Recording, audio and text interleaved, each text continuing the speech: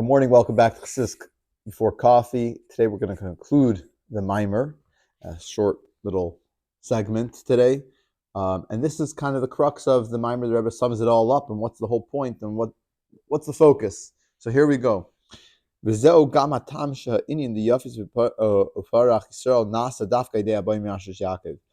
is the reason, what we spoke about yesterday, is the reason why the idea of the soul coming to this world, into this physical world, to expand and grow greater.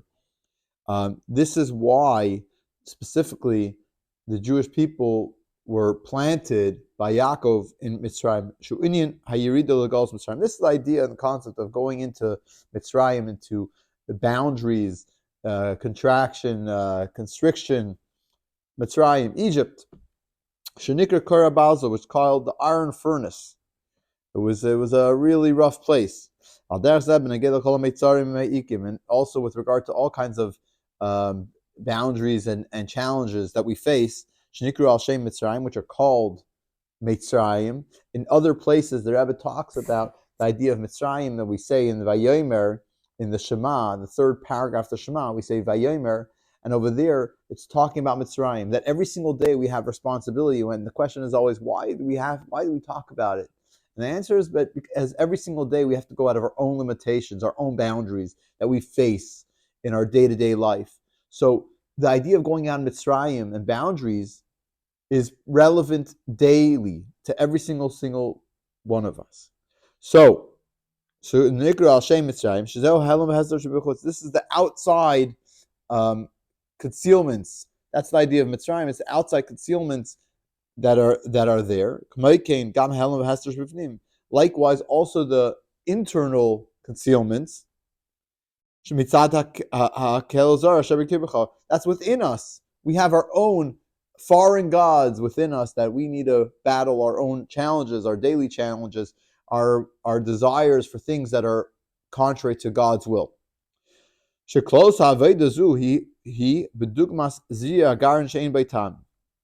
The general service of God in this, relative to this, is that of the planting of a seed that has no taste.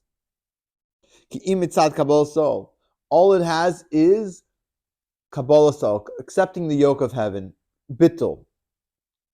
Yashush Yaakov, planted by Yaakov, it has no will of its own. All it wants is God's will. However,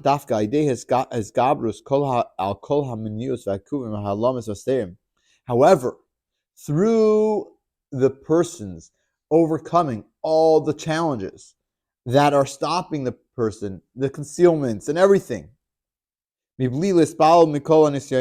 without being flustered by all the challenges. Every single day, every single person has challenges, and every single challenge could throw us down. But a person has the ability, and if they have the will, they can overcome those and not be perturbed by any of the challenges that one faces on a daily basis. We all have negative thoughts that come into our mind, but our job is to throw them away and not let it bog us down and throw us into a negative spin. So and when we do that, and when we rise above it, then we come to the blossoming and the budding of Israel, of Yisrael, which this is the general concept of the redemption of the Geula. Not just the four expressions of Geula, which we mentioned,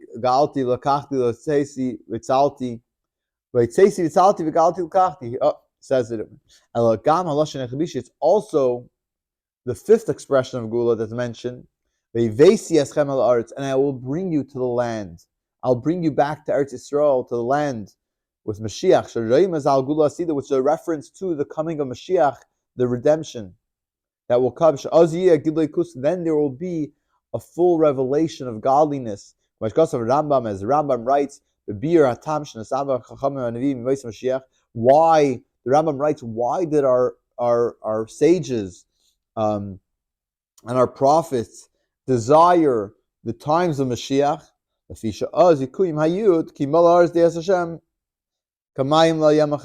when Mashiach comes, the world will be full of knowledge, like the seas cover the oceans, like the water covers the oceans. The coming Mashiach right now. So the bottom line is, and what we could take from Abayim Yashash Yaakov in the practical note for our day-to-day lives is that we do have challenges, but when we overcome them and we stand above and don't let them drag us down, we will expand, we will increase, we will grow, we will be successful, we'll be successful beyond our own beliefs and expectations. So we have the power to do that, and ultimately that will bring the coming of Mashiach right now, today, in order to we could say Kabbalah Shabbos in Yerushalayim with Mashiach and the Kohanim in the Beis HaMikdash. Have a good Shabbos. Thank you for watching.